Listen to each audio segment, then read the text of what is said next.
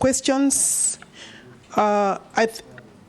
It is true, and it should be actually a national tragedy to have the fact to have a situation where a title is not prima facie evidence, necessary prima facie evidence of ownership.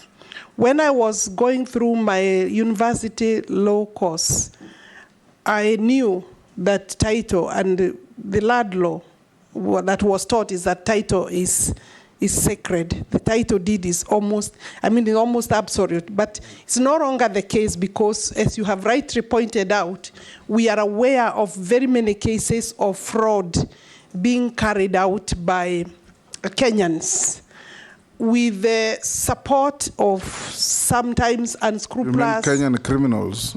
Because not every Kenyan is carrying out fraud. Kenyan fraudsters. Yes. Kenyan fraudsters and cartels. And they are not just, when we say cartels, I want to clarify. They are powerful cartels, they are managed cartels. Some of them surprisingly have made money through those kind of fraudsters, but then maybe cleansed that money into institutions like schools, like banks, like other maybe real property investments. And they are also powerful. But of course, there are also the ordinary cartels and criminals also who don't have much money, but they are part of the whole system. And I have come across very many, and some are very sad cases, because people have, the cartels have reached a point where they don't respect the title deeds, and sadly, many times, or quite largely, the officers of the ministry have been, in numerous cases, part and parcel of procuring those kind of titles. When you look at the Land Act, to be able to deal a big blow to the cartels when they secure fraudulent titles, and you, Honorable Speaker, I mean that you are the owner, say, of this particular building, cartels come and they perform some miracle and procure another title, while your title is safely somewhere, maybe under the locus of this particular building or parliament. And that title is the normal paper that we use for titling in this country. But other times it could be that paper, but the signatures are superimposed, or signatures of former commissioners of lands, maybe former registrars, both dead and alive. Not that they are the ones who signed, but some of our retired officers have also been part of that cartel. They've been signing. Some in their death, they are said to have signed.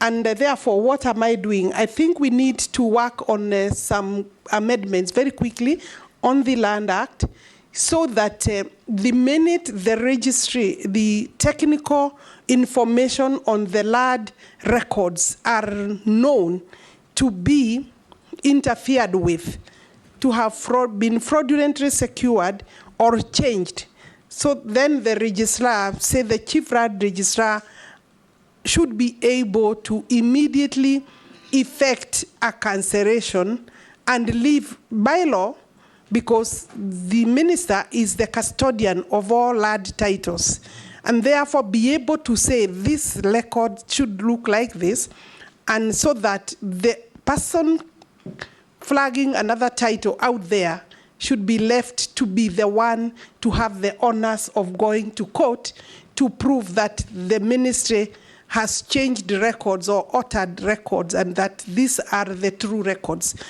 What has happened is that the ministry, previously the courts have taken the position that a title is sacred, a title can only be cancelled by the court. And you know, for the court to arrive at a position where it is able to say that these are the records, truly the evidence must be produced before the court by the Chief Land Registrar or through his officers, so that then the court can be able to rely, will always rely in a good judgment, well-reasoned judgment. The court should be able to summon, or the owners of the case to be able to call for witnesses and the right records to inform the court, to help the court arrive at the right decision, is evidence from the ministry. So therefore, there is no reason why we should, as a ministry, not be able to rectify the records. When you look at the current section 79, yes, it's not clear that you can be able to alter that title. Anyway, Mr. Speaker, I have been asked what I have been doing. I have been utilizing that section. Severally, I have impugned some of the documents because they are obvious frauds, and therefore I'm not willing to take the dirty work of my ministry to the courts. Let the person alluding or alleging that they have a good title go take me to court, and that should happen to the same for everybody. What has the fraudsters have actually taken that section and utilized it in their favor, and you know they have the money to influence, to pay lawyers, good lawyers, and eventually you may be the owner of the title and find yourself losing. It has happened.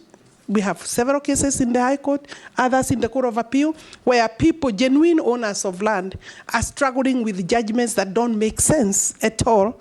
And I do not want to go beyond that, but they don't make sense, and they cannot. So therefore, we need to change the law to some extent to be able to give clarity to what the registrar should be able to do in the event that there is a clear fraud.